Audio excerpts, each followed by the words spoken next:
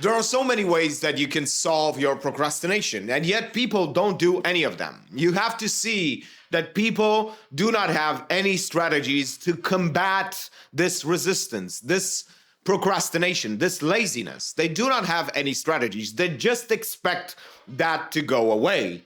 But you see, there are three ways that you can beat procrastination. If you use all three of them because they complement each other, is absolutely amazing. The first one is keeping the count. But most people do it wrongly. They want days in a row. No, just count how many days you actually did that which you want to do. Either is work, meditation, whatever it is, learning a new skill, whatever it is, and show your brain that you have 331 days of meditation in a row this time, or 34 days where you've pushed as fast as you can your business in one direction, or 31 days of learning legislation for your driving license. Whatever it is, just keep the count so you can show your brain the proof that you are not really that bad at procrastinating. You're not that lazy. The second thing is incentives. This is from video games, and it is absolutely amazing. Whenever you do a mission or a task that's very hard, you get something. In other words, you get a reward. That reward can be 1 day or 2 free days. You can take 1 or 2 free days just because you did that hard, difficult thing faster. Just because you did it. As soon as you do it, you instantly get 2 free days that you can spend at any time. You don't have to spend it immediately afterwards. But you have to understand that certain tasks, certain things that you do are very difficult, and they are actually worth 2 or 3 free days, or even 5, or even 7. If you did that thing, you would just be able to do 7 days of just nothing when it comes to that specific area of your life. You have to understand that you can reward yourself like that and hoard free days. It's amazing. It just turns your brain to such a different way of working and doing things. Of course.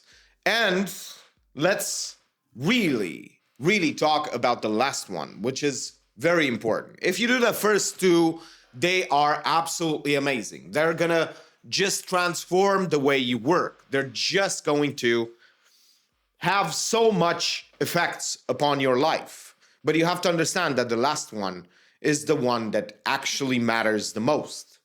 You have to realize that chunking down and making your work and whatever you are doing, especially in the beginning, making the shortest repetitions that you can and doing as many as you can so that you build a habit, so that you go beyond the habit, and then increasing the number of minutes, the time for every repetition as you continue.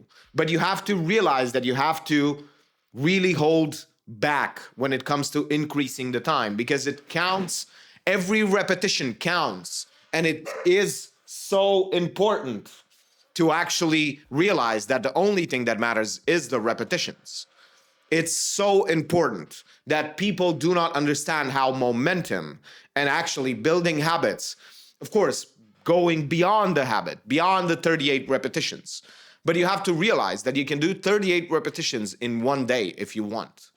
So you can build a habit a day. That's how crazy it can be. But most people think that it has to be 38 days. No, it can be 1, 2, 3 days. It doesn't matter. Just understand that when you start something and when you end it, that's 1 repetition. And the starting part is very important because that's the one thing that matters. If you start working, you already know that you're going to work for like 3-4 hours on that thing. But it's the starting part that's the hardest. Today, I just realized that I haven't felt this resistance, this procrastination in a long time. I did feel like I wanted to quit everything, but I didn't feel like not doing those things. You have to realize that because I have so many repetitions in the direction that I want to go in, I no longer need motivation, no longer need inspiration. I just do things because they happen, because I have to do them, because they're just part of my day now. After 2,000 repetitions, of course, they're going to be part of you. It's not going to be a foreign task. It's just going to be another day.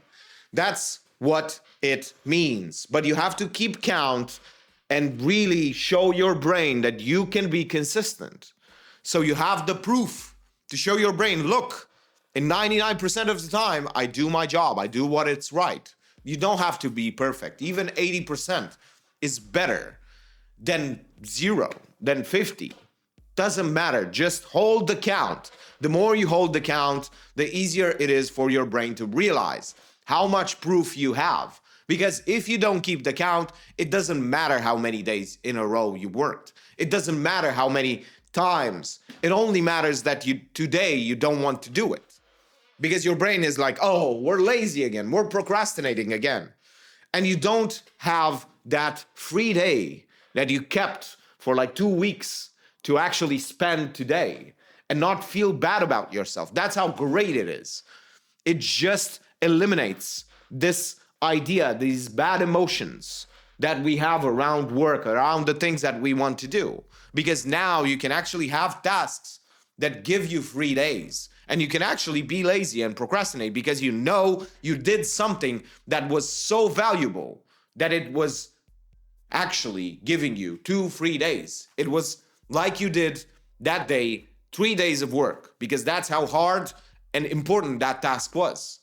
And you know that this works. You know that if you do this, you are going to change your whole idea and your whole emotions around work.